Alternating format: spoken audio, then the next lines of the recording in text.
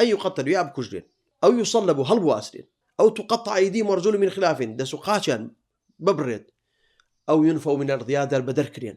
حكمكي خوي بروغار بمشوازيه بو أم بابة جاري خواي قورو مهربان أفرمي إن الله لا يغفر أن يشرك به ويغفر ما دون ذلك لمن يشاء هرگيز خواي پروگار لو تاوان خوشنابه كشريك وهاول دابني بو خوا شريك وهاول دانان أوتاني بلي لغير خواي پروگار خواي كتر هيا بپرسده خوا مي قبولني أي أجر كسي جوين بدا سكايتي بكا لشأني خواي پروگار كم كاتوا وسكايتي بخوا بكا ببيغمر بكا بمقدسات بكا أما إلحادة بو أم بابة أما دياديكي هجگار خطرة قورترين تاوان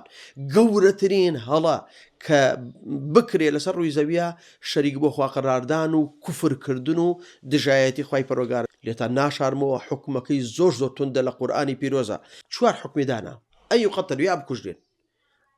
أو يصلبوا هل بواسرين أو تقطع أيديهم وأرجلهم من خلاف دسو قاچان ببرد أو ينفوا من الأرض يا در بدركرين حكمكي خواي پروگار بمشوازيه وأجر حكم إسلامي هبه أما جيبجيئك كحكم إسلامي نية با خلقي ورياي دمو زماني خوان بن نبا دا خلقانك توشي أم عقوبانا ببنا ولا لاين خلقانك كهالقري يعني